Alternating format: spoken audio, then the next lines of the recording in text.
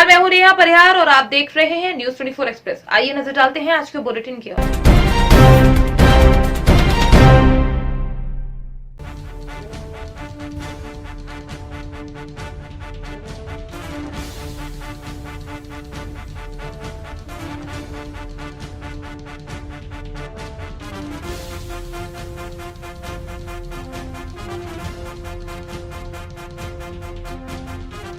मध्य प्रदेश की अग्रणी company zero plus private limited ने अपनी विचारधारा स्वस्थ नारी सशक्त भारत के अनुरूप अपने बहुप्रतीक्षित उत्पाद संपूर्ण भारत में लॉन्च किए हैं। Company pride wing sanitary pads एवं बेबी सॉफ्ट हैप्पी पैंट्स का सफलतापूर्वक विपणन आरंभ कर चुकी है। कंपनी का उद्देश्य कम मूल्य पर उच्च गुणवत्ता के उत्पाद समस्त भारतीयों को उपलब्ध कराना है। कंपनी के ग्रुप डायरेक्टर राहुल जैन स्वदेशी भारत एवं वोकल फॉर लोकल के अंतर्गत समस्त भारत में कंपनी की उपस्थिति दर्ज कराना चाहते हैं। कंपनी का मुख्य ऑफिस मध्य प्रदेश के इंदौर शहर में स्थित है।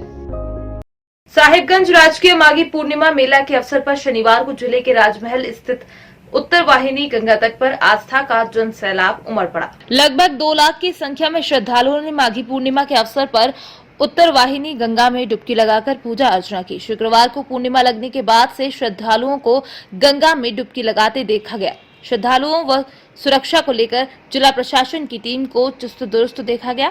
एनडीआरएफ की टीम व स्थानीय पुलिस प्रशासन बोट लेकर गंगा में कश्ती करते रहे।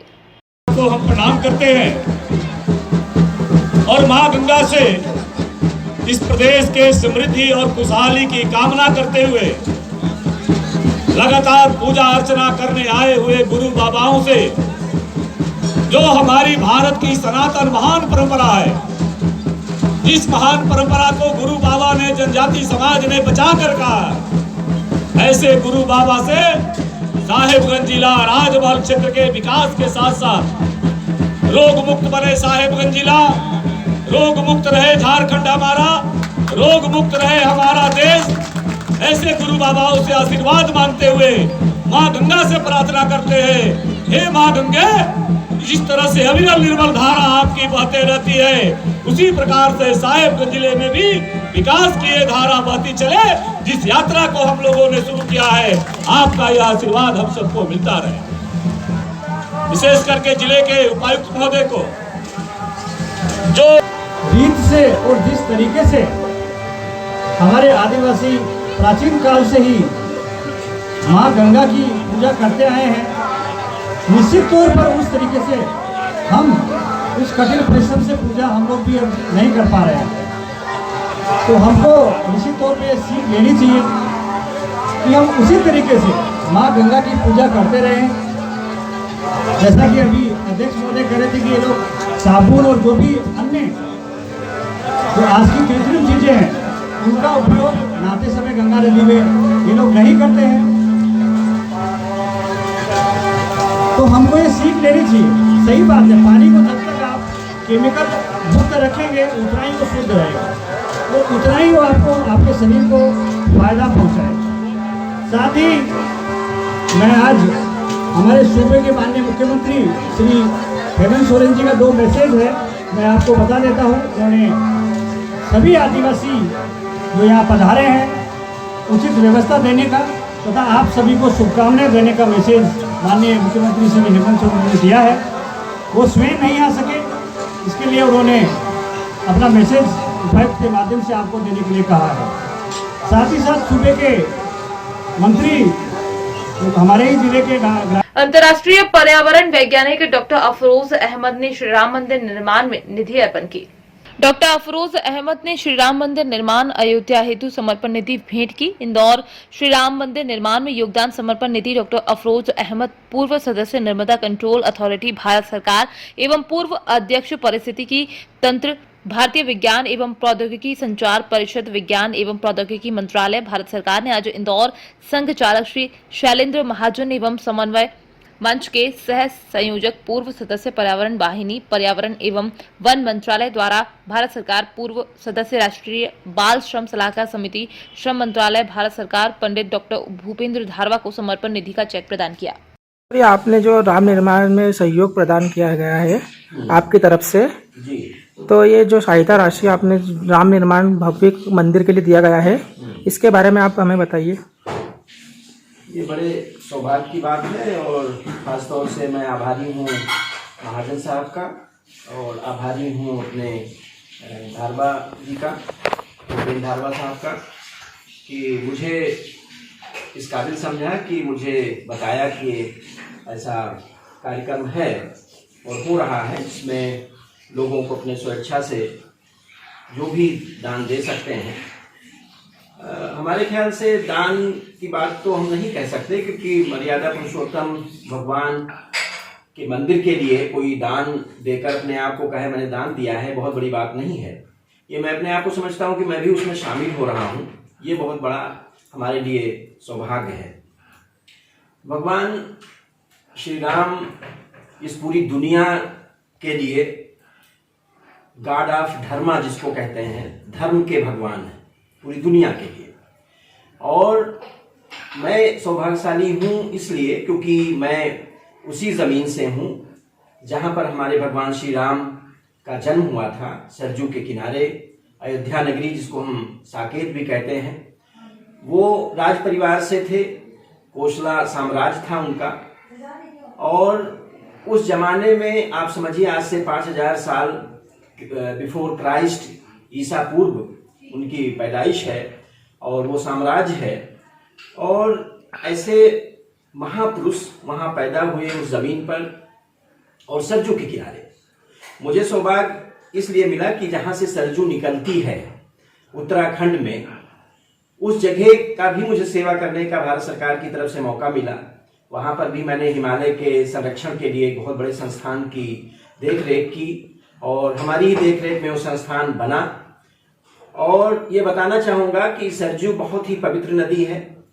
हिमालय के ग्लेशियर से निकलकर बागेश्वर एक बहुत ही अच्छा खूबसूरत जगह है कुमायूं हिमालय में, खासतौर से उत्तराखंड में कुमायूं और गढ़वाल दो क्षेत्र हैं जो रीजन हैं। उस क्षेत्र में कुमायूं का अपना अलग महत्व है सांस्कृतिक तौर पर और सामाजिक तौर पर। वहाँ से सरजू जी आगे चलकर गोमती में मिलती हैं और फिर इसके बाद आगे उनका स्वरूप अलग हो जाता है, फिर घाघरा में मिलती हैं। घाघरा एक ऐसी नदी है जो तिब्बत के पठार से निकलती है और तिब्बत से निकलने के बाद ये नदी नेपाल से होते हुए सीधा बहराइच जिला है हमारा, गोंडा और इस सब जिलों से होते हुए और फिर अयोध्या फैजाबाद में जाती है। हमारी सरजू भी उसमें समाहित हो जाती है और दूसरी जो हमारी है नदियाँ वो भी इसमें समाहित हो जाती हैं। सहायक नदियाँ जो भी हैं घाघरा की, चाहे वो कुआना हो, राप्ती हो, और ये नदियाँ खासतौर से महत्व इसलिए है कि ये नदियाँ गंगा की सहायक नदियाँ हैं। और ये क्षेत्र इसलिए इतना महत्वपूर्ण है प्राकृतिक रूप से, प्राकृतिक संसाधन के रूप से, कि शायद ऐसा क्षेत्र पूरे इस पृथ्वी पर कहीं हो। और इस जगह पर भगवान का जन्म लेना और एक नदी के किनारे और एक नदी का महत्व और उस भौगोलिक क्षेत्र का महत्व अपने आप में बहुत ही महत्वपूर्ण है। इसलिए मैंने आपसे बताना चाहा कि सरजू, घाघरा और हमारी गंगा की सहायक नदियाँ उसी क्षेत्र से निकलती हैं, जहाँ पर भूजल भी हमारा 10 से 15 और 20 मीटर पर मिलता है। बहुत उपजाऊ मिट्टी है, बहुत ही अच्छा मौसम होता है, तराई का इलाका होता है। तो ऐसे जगह पर भगवान राम की पैदाइश होती है। भगवान राम एक ऐसी पर्सनालिटी थे, एक ऐसा व्यक्तित्व था कि आज उनके आचरण और उनके जो मिशन और उनका जो भी कैरेक्टर था, उसको आज हर इंसान को अपने अंदर लाने की जरूरत है। आज दुनिया समाज जिस तरह से गुजर रहा है, शायद आज उनके आदर्शों को पालन करने को हर धर्म के लोगों को जरूरत है, क्योंकि भगवान राम ने सब कुछ झेला है, उन्होंने सारी कठिनाइयों को झेला है।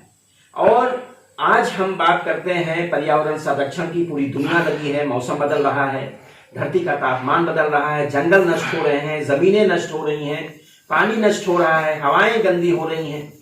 ऐसे मौसम में मैं आपसे बताना चाहूंगा भगवान राम के बारे में आज जरूरत है बताने की। जब भगवान राम यमुना नदी को क्रॉस करके, पार करके आगे की तरफ चित्रकूट आ रहे थे, और उस समय भगवान राम के साथ सीता माता और उनके भाई लक्ष्मण जी थे। उन्होंने एक बहुत बड़ा पेड़ देखा जो कि एक बहुत बड़े बरगद का पेड़ था। उन्होंने अपने शीश को झुका दिया और वहां प्रार्थना किया कि आज मैं आपके सामने शीश झुका रहा हूं एक वृक्ष के सामने, और मेरा आगे का सफर बहुत कामयाब हो, आपका आशीर्वाद मुझे मिले। जब वो चित्रकूट में आए और नए घर में अपने जाने लगे, तब भी उन्होंने याद किया, जंगलों को याद किया, जंगल के जितने भी देवी देवता हैं सबको याद किया। उन्होंने मंदाकिनी नदी को याद किया जो गंगा और अपने उत्तराखंड की सबसे पवित्र नदी है। उन्होंने याद किया छोटे छोटे पेड़ पौधों को, उन्होंने याद किया झाड़ियों को, उन्होंने याद किया चिड़ियों को, उन्होंने पंछियों को याद किया, और फिर प्रवेश किया और ये कहा कि हमारे ऊपर आपका आशीर्वाद बना रहे। आप सोच सकते हैं कि प्रकृति के लिए भगवान राम ने इतनी बड़ी कुर्बानी उस जमाने में की, आज से 5000 साल पहले। आज उसकी जरूरत है, और उन्होंने रामराज स्थापित करने की बात कही थी।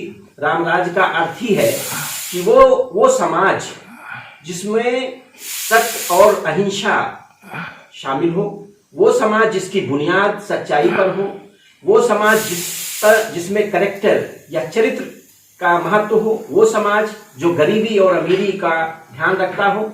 एक सबरी के बेर, झूठे बेर को खाना, इससे बड़ा सबूत क्या हो सकता है भगवान के लिए, एक इतने बड़े राज परिवार के लिए जो भगवान हो गए हमारे और भगवान हैं। ऐसे एक मैसेज के लिए, एक संदेश के लिए उन्होंने ये काम किया। इसके साथ साथ आप सोचिए कि उन्होंने ये ऊंच नीच के भाव को भी मिटाने की बात कही। उन्होंने सबके मौलिक अधिकार, सबके जो भी फंडामेंटल ह्यूमन राइट्स हैं, मानवीय अधिकार हैं, उसको स्थापित करने की बात की। पर्यावरण संरक्षण करने की बात उन्होंने की ही।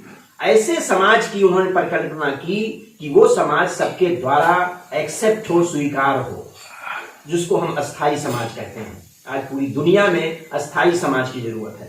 इसकी बीज भगवान राम ने 5000 साल पहले इस पृथ्वी पर बोया। और आपको ये बताना चाहूंगा कि इस दुनिया में इस जो क्रिएटर है भगवान एक है। उन्होंने जब ये पृथ्वी और सृष्टि बनाई तो समय समय पर ऐसे पैगंबर, ऐसे भगवान, ऐसे देवी, ऐसे देवता इस पृथ्वी पर इंसानी रूप में भेजा कि इंसान को बता सको, आप समझा सको कि दुनिया में बुराई नहीं करनी चाहिए और जिस तरह से भगवान राम के आदर्श हैं उसका पालन करना चाहिए। मुझे बेहद खुशी है कि ये जो भगवान राम के नाम से मंदिर बन रहा है, ये बहुत पहले बन जाना चाहिए।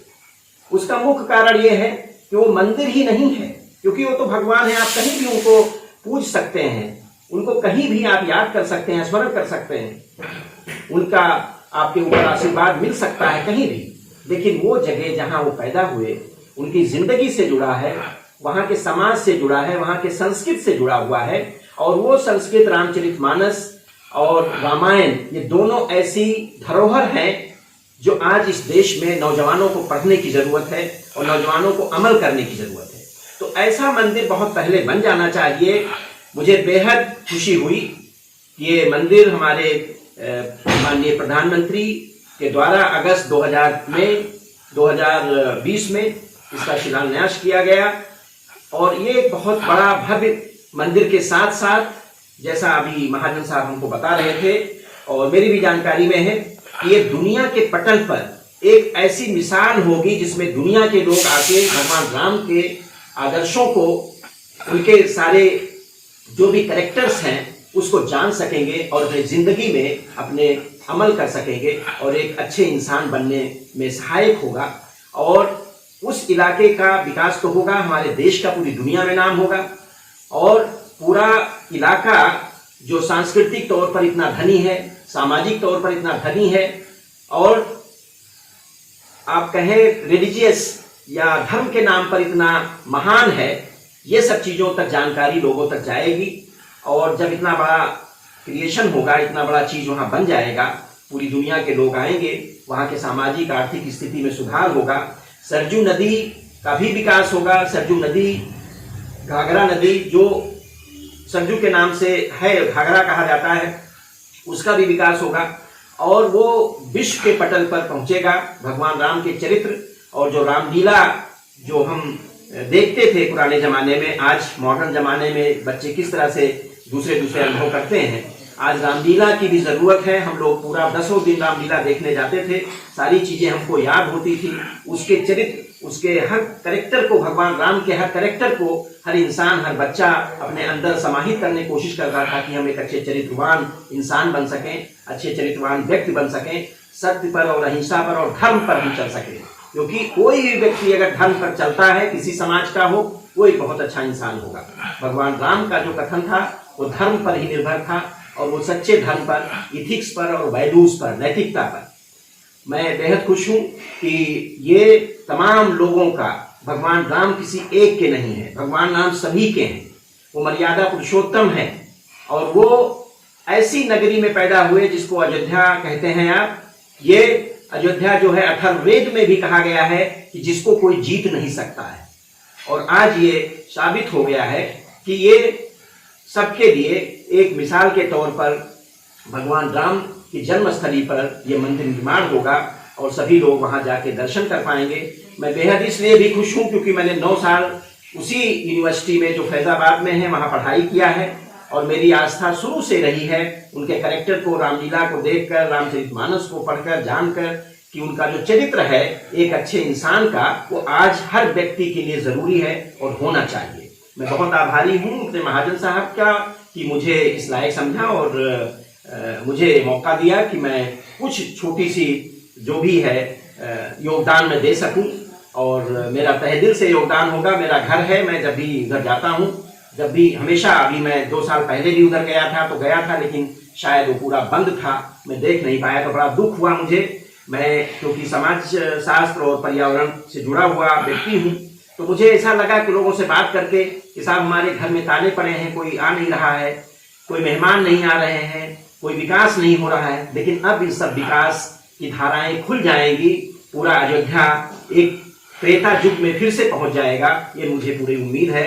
इसी उम्मीद के साथ मैं ये कहना चाहूँगा, बधाई देना चाहता हूँ सभी लोगों को जो इससे जुड़े हुए हैं, खासतौर से महाजन साहब और धारवा साहब, जिन्होंने मुझे मौका दिया कि ये एक समय में एक उदाहरण होगा हमारे इस देश के लिए कि जो कोई भी पर्यटक पूरी दुनिया से आएगा तो अयोध्या जरूर जाएगा और देखेगा भगवान राम के उस आदर्श को, उस चरित्र को, जिससे कि उसको सबक मिलेगी और अपनी जिंदगी में उसको ढाल सकेगा, अच्छा इंसान बन सकेगा और रामराज की स्थापना हो सकेगी आने वाले समय में, और धर्म का असली पालन होगा। मैं बहुत आभारी हूँ आपका कि मुझे मौका दिया। ठीक है बेटा। भारत रत्न नानाजी देशमुख की 11वीं पुण्यतिथि पर श्रद्धांजलि अर्पित करने के लिए चित्रकूट की उद्यमिता विद्यापीठ में भाजपाई दिग्गजों का जमावड़ा लगा। ग्रामोदय विश्वविद्यालय में नानाजी की प्रतिमा के अनावरण सहित चित्रकूट के नवीन तहसील भवन का लोकार्पण किया गया। भारत रत्न नानाजी देशमुख की 11वीं पुण्यतिथि के अवसर पर श्रद्धेय नानाजी को श्रद्धांजलि अर्पित करने के लिए चित्रकूट के दीनदयाल शोध संस्थान स्थित उद्यमिता विद्यापीठ में देश के 11 विश्वविद्यालयों के कुलपतियों और 11 स्वयंसेवी संस्थाओं के प्रतिनिधियों सहित यूपी और एमपी के भाजपाई दिग्गजों का जमावड़ा लगा रहा। उनके द्वारा